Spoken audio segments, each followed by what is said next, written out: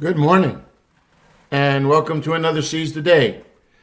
Today is kind of drizzly outside and a little overcast, so we're having it inside around my kitchen table. So trusting that you guys are waking up, feeling refreshed, ready to begin a new day, and we're thankful for each day that the Lord gives, right? So today is Tuesday, September the 13th, and we get an opportunity to look through some additional passages in a study that we've been doing now in the book of Matthew. And I trust that these studies are building a fund of understanding regarding who Jesus is. We are starting a new series, and in this series now we are coming across a number of different passages that are beginning to reveal to us something more about who Jesus is. So in our study, this is a new series that we're calling Misunderstood, and we're looking at a passage that's found in Matthew chapter 13, and it's a passage where we see a number of people looking for something more. So this whole idea of misunderstood is a thought that I had, that what we're finding in a number of these passages is that Jesus is, really displaying, who he is as a person, both in his words and in his actions. And the consequence of that is that people are beginning to respond, and some do that well, right? So we see in Jesus that people are responding by following after him. Others are, curious, but they're not really ready to make that kind of commitment.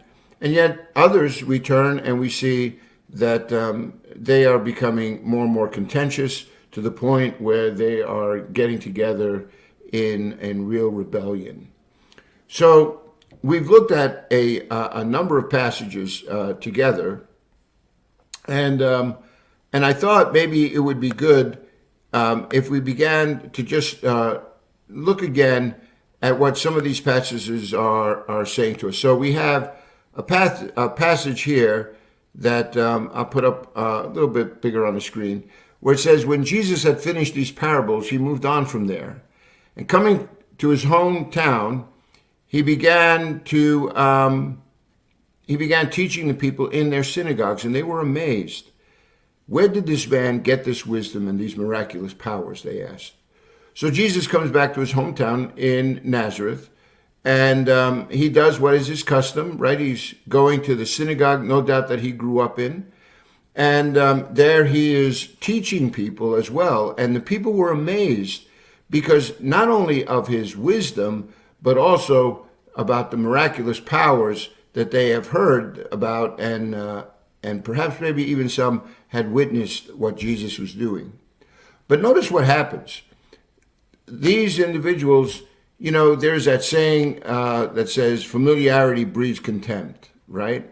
And so here you find this passage, and look what it's teaching us. It says, "Isn't this the carpenter's son?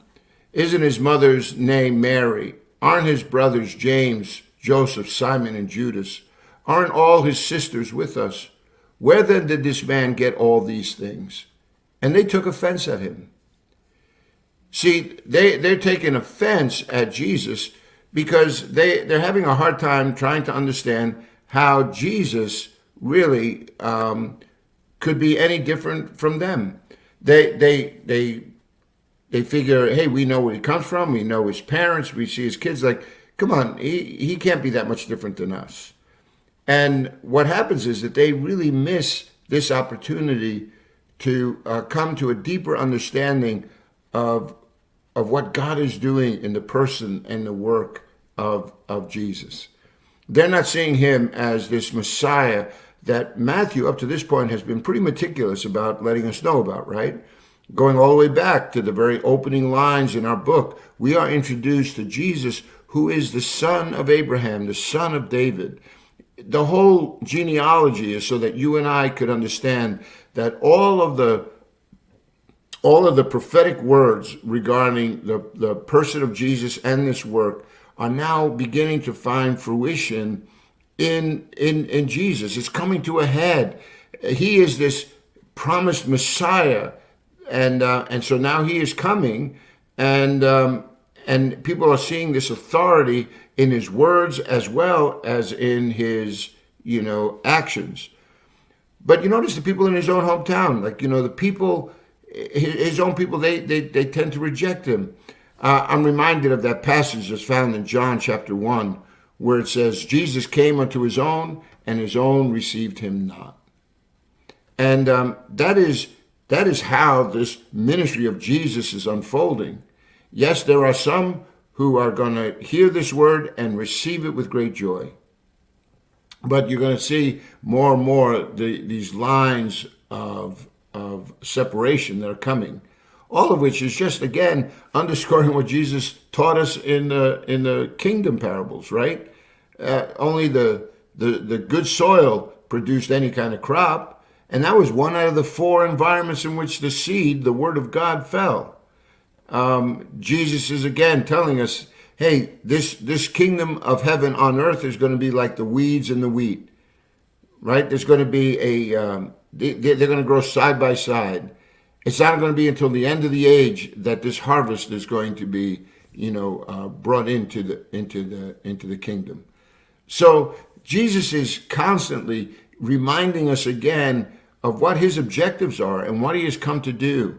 And in this, we begin to realize that Jesus' first coming is to really pay the debt that humanity owes. There is this breach that exists between God and man. You see it in the world, right? There's a brokenness that's all around us. And it's part of this good news of the kingdom of heaven that God came to redeem us. And so one of the things that you begin to realize is that Jesus, he's being overlooked. People are waiting for a different kind of king. They're not allowing Jesus the opportunity to really open their eyes to all of the nuances now of what this kingdom of heaven is supposed to be like. And I often think, boy, how often is that the case where we are so grounded in our own assumptions and our own presuppositions? How difficult is it for somebody to rise above that? That's always the challenge, right? And then when you live in a culture that places such a high value on us taking this inward look, not recognizing that our hearts are divided, right? We're told that we have a nature that is in rebellion against God, and that has to be fixed. That needs to be this healing that takes place on side, because otherwise you could be. How about if you had a faulty compass, and you're looking at this compass to give you direction, but it's broken. It's giving you false readings. I remember. It sounds, maybe a little trivial, but I remember having an oven where the thermometer was off, and putting something in there, thinking that it was, set at a certain temperature, only to come back and realize that everything had not been cooked, and it was because there was something wrong with the thermometer. It was giving me a wrong reading. It impacted, what I was cooking that day. I mean, it's just an example, right? That you rely on some things that are going to give you a true reading, something that'll help you to point you in right directions. But how about if they don't work? What if this inner voice is really a deceptive voice that is just really about my agenda, pleasing me? then don't you see how that is going to play itself out in all of the decisions that I make, how I engage the world, how I look to the future? So it's not the inward look that is the most important, but it's allowing Jesus to speak into your life. He says, I have the words of life. I have come that you might know the only true God, right? I am now this radiance of his glory. You could see in me all the promises of this Messiah. But he comes to his own hometown, he comes to his own people, and they don't see him. They miss, and they don't understand. And this whole series is all about how do we go from missing it to a place where it could be said that we understood it. That's this journey of faith that I want you to see. So it didn't fare too well for them in Jesus' hometown. Today, I want you to take another look at with me as we look at this next little piece, and this is found in Matthew chapter 14, and in verses 1 and 2 it says, "At that time Herod the Tetrarch heard the reports about Jesus, and he said to his attendants, 'This is John the Baptist. He has risen from the dead. That is why miraculous powers are at work in him.'" So this text now is telling us again, right, in Matthew chapter 14:1, it's coming at a whole nother direction. Now the direction is being given to us regarding this Herod, the Tetrarch, who is hearing this news about Jesus, and he draws a conclusion that this is really all about John the Baptist, who has risen from the dead. Now, from verses 3 to verse 12 in our text, we are now going to be introduced to what has transpired. What do you mean that John the Baptist has died? So Matthew, in this gospel, all of a sudden kind of hits like the pause button and says, hey, let me bring you up to speed. You know, it's kind of like when everybody's sitting around and you're watching a movie, and all of a sudden someone joins in and they kind of missed the first 10 minutes, and you put the movie on pause and you're trying to catch the person up. And if it's my wife, you're doing that 15 times because she says she wants to watch the movie, but she's like going all around the house doing a bunch of other things. And every time she comes back, she goes like, well, what happened? What happened? So it's the joke in our household. Like all the boys, they just shake our heads and we're like, all right. And you give mom the little update, and then she goes flitting around to do something else. So I think maybe she just wants the Reader's Digest version of these movies. In any event, this is what's going on here for Matthew. He's going and he's going to give you some insight into that comment about from Herod, who is saying that Jesus is John the Baptist, resurrected. What is that all about? Well, we read in this gospel here. So I'll just put this up, because as we're really trying to find out who is Jesus really, we begin to hear now from one of the leaders, right? The political, social leaders of the day. This is Herod. He is called the Tetrarch of Galilee. Well, I thought maybe what I had done for many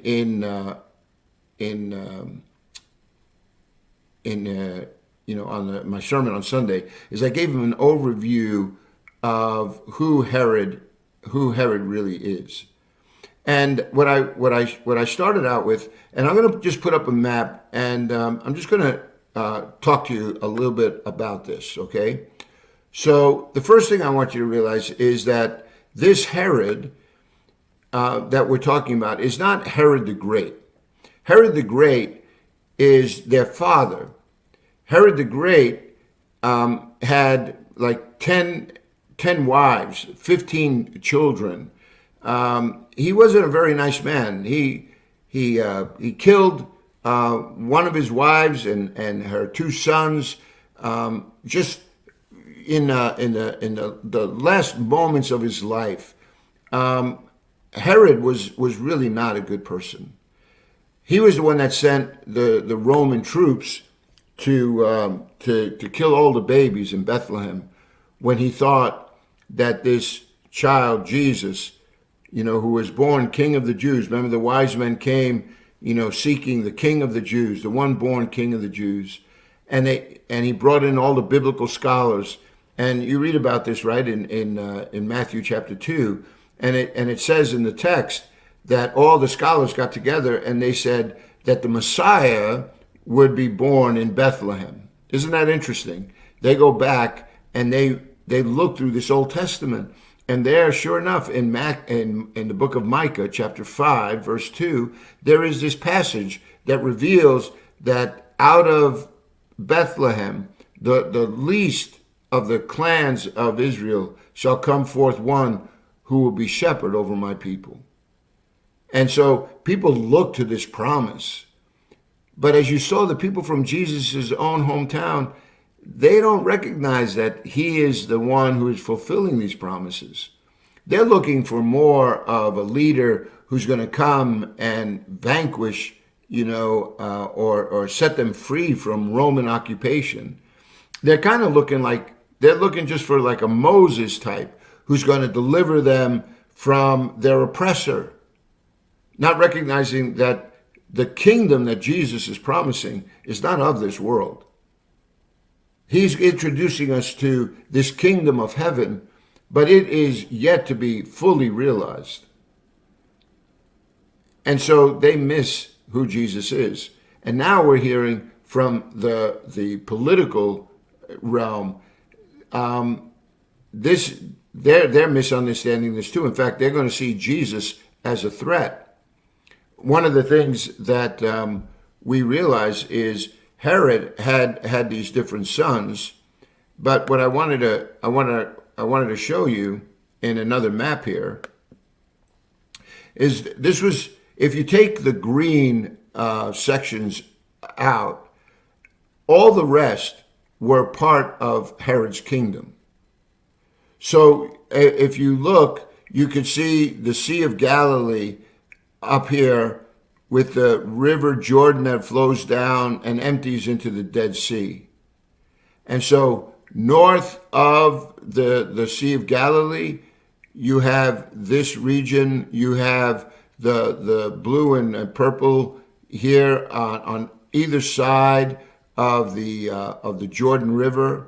And then you have this more salmon color here that was also where you have Jerusalem, Judea. These were all parts of the region now. But all of this was part of Herod's kingdom. Well, when Herod dies, he divided it up to three of his sons. This brown was given to Philip. The blue and purple was given to Antipas, and the salmon color was given to Archelaus, another one of his sons. What's interesting about this map, and that I'm just going to take a minute so that you can kind of absorb this a little bit, is that when Herod died, each one of these boys wanted that kingdom for themselves. And so this is where the story gets kind of interesting. And I'll relate that to this whole question about who is Jesus, because what you find is that these brothers are vying for who is going to be king.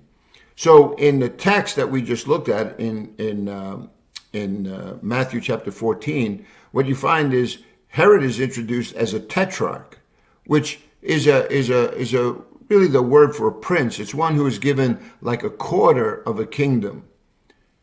So they all wanted to be king, not tetrarchs. And so there began to be this vying for, this this role of king. So, what takes place then, and what takes place here, is that you find Archelaus, after his father passes, there was an anti-government kind of revolt that Archelaus sent troops down, and they wound up killing over 1,500 Israelites on that day, and it created such an uproar. But Archelaus took that as a badge of honor, and what Archelaus did was he went back up to Rome and began to use that as a bargaining chip with Caesar Augustus, basically saying, hey, Caesar, look, I got your back. I'm the kind of guy that you want to be heading over, your territories. So, my father was king. You should make me king. Well, around the same time, Antipas decides that's not going to happen. So he goes up to Rome, and now they're getting into this big dispute about who was to be king. And to be even a little bit more disclosing, when before Herod died, he had already had a will. Now, we learn a lot of this by a Jewish historian by the name of Josephus. But Josephus tells us in his writings that Herod had made a will where he gave all of the kingdom to Antipas. So Antipas, who, by the way, was 16 years old at the time when this will was made, Antipas thinks, hey, I'm going to get all of this kingdom. Like, he wants to be king. It's not really sure that he wants to do king, right? Like, it's more about the power. It's about the privilege. It's about the authority. It's about the resources. And so Antipas, he goes up and he makes his case, but it's like Caesar Augustus is saying, look, I basically had enough of this. So what he does is he divides the properties amongst all of them. So they each have a piece. But here's where it gets really good, because the pieces, when Antipas goes to Rome, on one of these visits, his brother Philip comes along, and he brings his wife, and his wife is named Herodias. And Antipas begins to have an affair with Philip's wife. And as we're going to read in the rest of this story, it becomes a pivotal point, because it was a point of contention between John the Baptist and King Antipas. And the reason for that was because John the Baptist was saying it was unlawful for Antipas to have his brother Philip's wife. So what did he do? He put him in prison. And when he put him into prison, he bound him there to just kind of quiet that voice, kind of let him know, like, who's in charge here.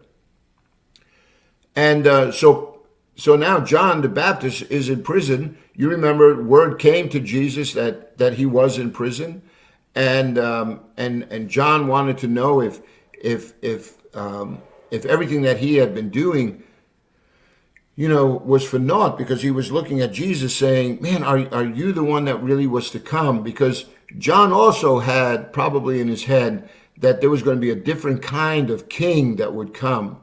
And now he's hearing that Jesus is welcoming, the likes of Matthew, a tax collector, eating with them, calling them, that Jesus is healing Gentiles, that this word of God is being preached, but he's not quite seeing the kind of deliverance that they thought a Moses type figure was going to bring.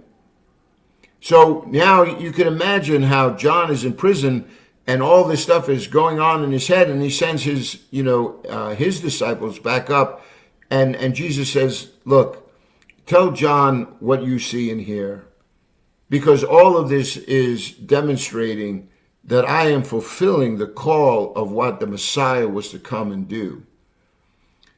And then he also praised John. Remember, he said there was no one born of woman like John. And he praised John. But in this case now, the political environment was such that Antipas didn't really like what John was up to. So let me bring you back to this map, because now it gets a little bit more interesting.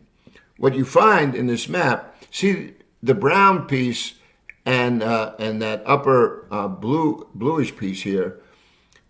The border that existed between these brothers became really contentious, because when Herodias leaves her husband Philip and Antipas takes her as his own, it causes a huge civil war between the two of them. But Antipas was given was given a wife by the king of Nabatea, which is at the bottom part here. You see this in this tan color.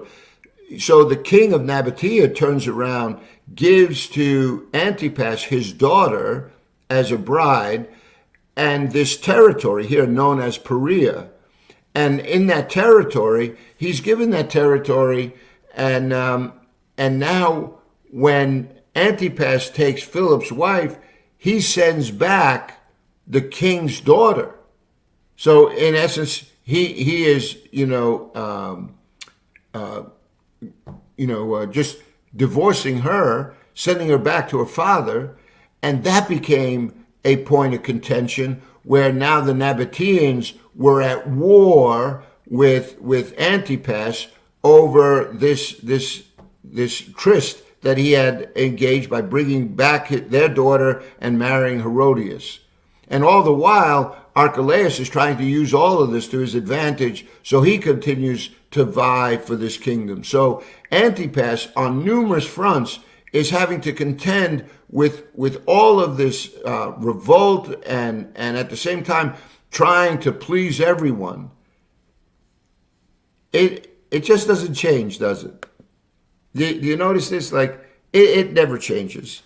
It's always the same thing. Sex, drugs, rock and roll. It's power, it's money, it's land. It's power.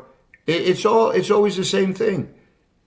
No matter the ages in which we live, you just change the dates and you change the personalities, but it all boils down to the same. The contention that's in the world are usually centered around these kinds of things.